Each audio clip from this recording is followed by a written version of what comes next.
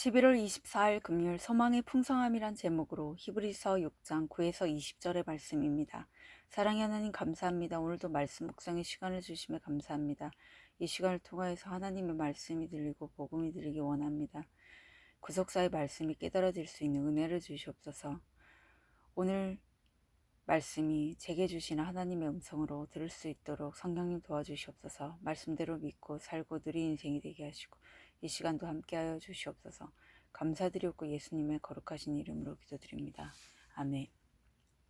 본문의 말씀입니다. 사랑하는 자들아, 우리가 이같이 말하나 너희에게는 이보다 더 좋은 것 곧 구원에 속한 것이 있음을 확신하노라. 하나님은 불의하지 아니하사 너희 행위와 그의 이름을 위하여 나타낸 사랑으로 이미 성도를 섬긴 것과 이제도 섬기고 있는 것을 잊어버리지 아니하시느니라. 우리가 간절히 원하는 것은 너희 각 사람이 동일한 부지런함을 나타내어 끝까지 소망이 풍성함에 이르러 게으르지 아니하고 믿음과 오래 참음으로 말미암아 약속들을 기업으로 받는 자들을 본받는 자 되게 하려는 것이니라.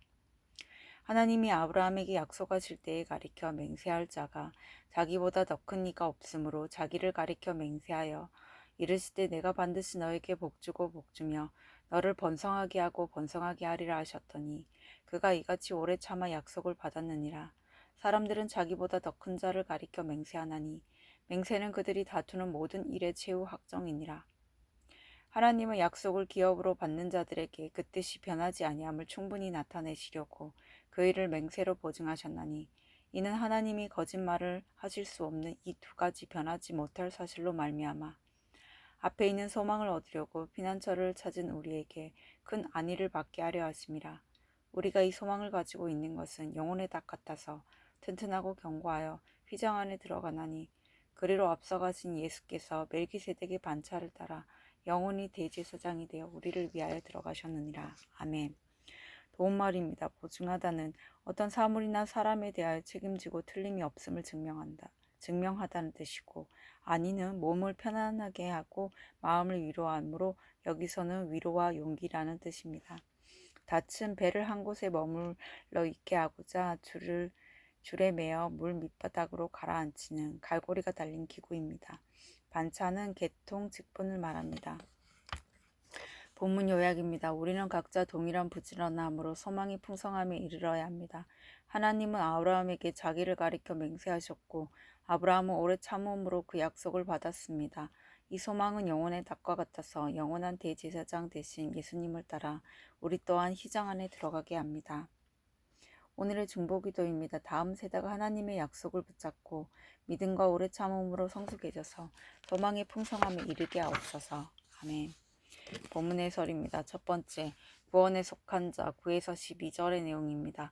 구원에 확실히 속한 자는 심판의 말씀을 들으면서도 하나님의 사랑과 의를 경험합니다.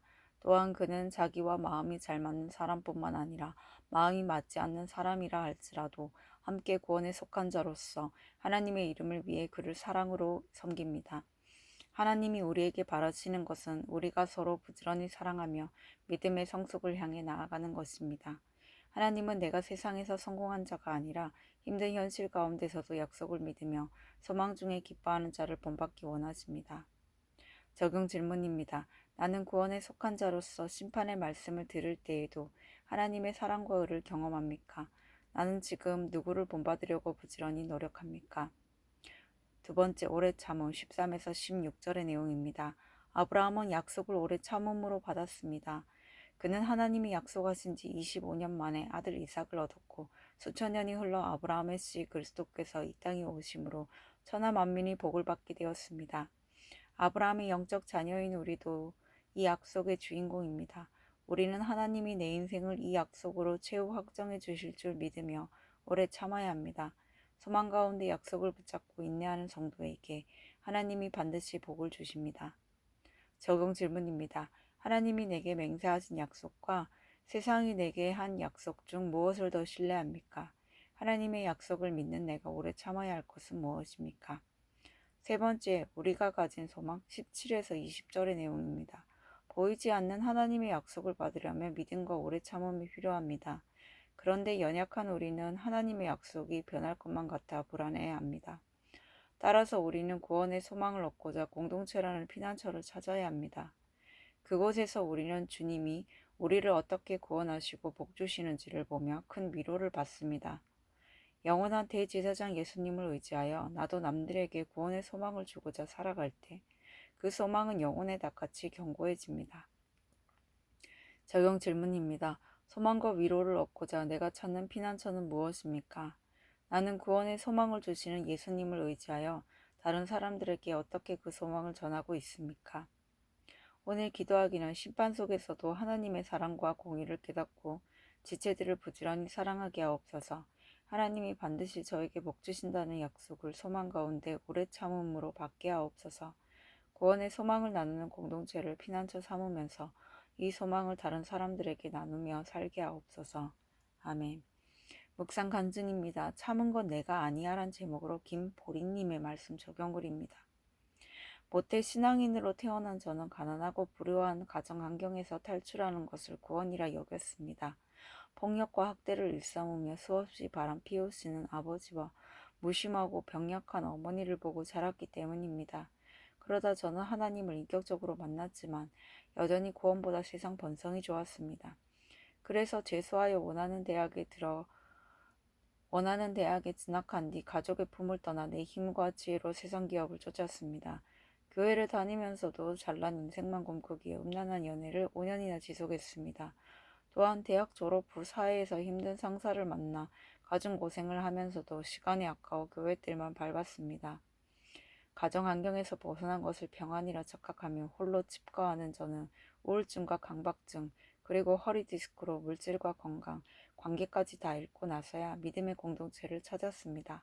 진솔한 제 고백이 있는 소그룹 모임에 나가니 가증한 나의 내면을 교양과 성품으로 치장하고 헛된 소망을 쫓아 유리하는 자의 실체가 보였습니다.